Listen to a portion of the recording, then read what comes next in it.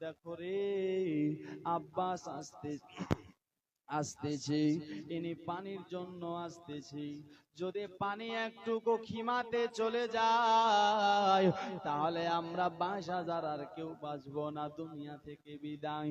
আমরা সবাই নিজের বিবিকে স্বামী হারা করে ফেলবো, বাচ্চাকে এতিম করে ফেলবো। যদি এতিম বানাতে না চাও, একে আপনার আটকাও। দোস্ত বন্ধুগণ ভাই, আব্বাস আপনার যুদ্ধ করতে আরম্ভ করে দিল। আব্বাস এমন তলোয়ার চালায়, আব্বাসের সামনে কেউ আসতে পারে না মুসলমান ভাই। আব্বাস কাউকে কাটে, কারো হাত কাটে তো কারো গলা কাটে। বেরাদার 22,000 আপনার লস্করকে তাড়িয়ে দিল। 22,000 লস্কর আব্বাসের ভয়ে যেন আপনার পালাতে লাগলো, কেউ সামনে আসতে পারলো না। আব্বাস যেন ডাইরেক্ট আপনার ফোরাত নদীতে চলে গেল। আব্বাস ফোরাত নদীতে যাওয়ার পরে মাসকিজার মধ্যে পানি ভরে নিল মুসলমান।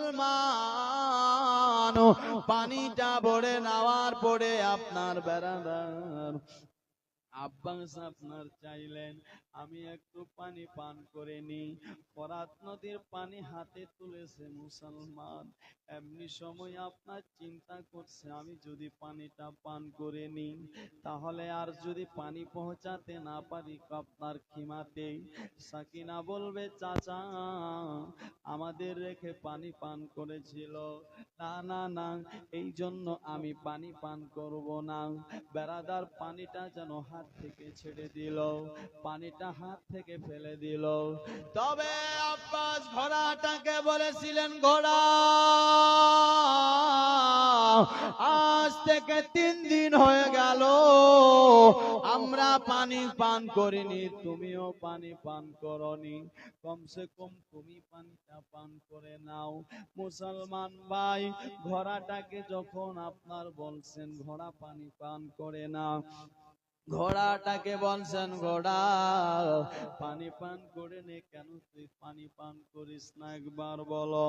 ঘোড়াটা আপনার নিজের ভাষায় বোঝাতে চেয়েছিলেন আকা,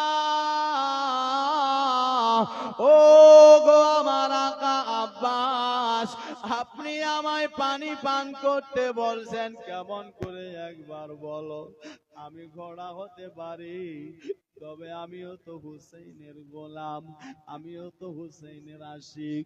আমি হুসাইনের আশিক হয়ে গোলাম হয়ে পানি পান করব, আমার মালিক পানি পান করবে না, আমার আপনার মালিক পানি পান করবে না, এটা হতে পারে না।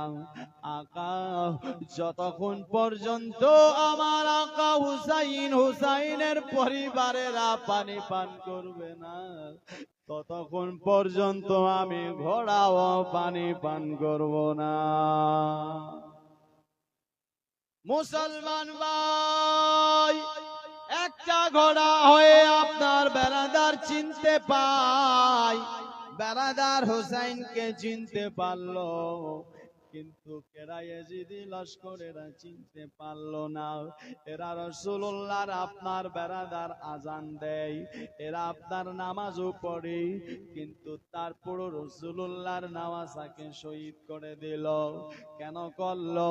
কারণ একটাই ছিল, বেরাদার এরা দুনিয়ার প্রেমিক হয়ে গিয়েছিল, দুনিয়ার মাস্তানা হয়েছিল, দুনিয়াকে ভালোবেসেছিল বেরাদার, তাই তারা দুনিয়ায় পেল, কিন্তু আপনার জান্নাত তার নসিব আর হলো না। মুসলমান দোস্ত বন্ধুগণ ভাই, আপনি আমি রাসূলুল্লাহর প্রেমিক, হুসাইনের দিওয়ানা, হুসাইনের মাস্তানা, বেরাদার হুসাইনকে ভালোবাসেন বাসেন, কিন্তু নামাজটা ছাড়বেন না। নবীকে ভালোবেসেছেন আপনি, বেরাদার নামাজ ছাড়বেন না।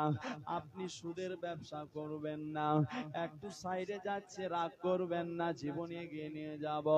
আজ দুনিয়ার বুকে সুদ খায় মানুষ বেশি, কিন্তু বেরাদার একটা কথা আপনাকে বলি, এই সুদ খানেওয়ালা ব্যক্তিটার বেরাদার যদি উনি সবে কদরের রাত্রি, যে রাত্রিটা একটা বেরাদার রমজান শরীফের আপনার বেরাদার পাওয়া যায়, যেটাকে আপনার শবে কাদার বলে। শবে কাদার ও রাত্রিতে যদি উনি তোবা করে, তোবা তারপরও তার তোবাটা কবুল হবে না, তারপরে তার মাফ হবে না, তারপরেও তার ক্ষমা হবে না।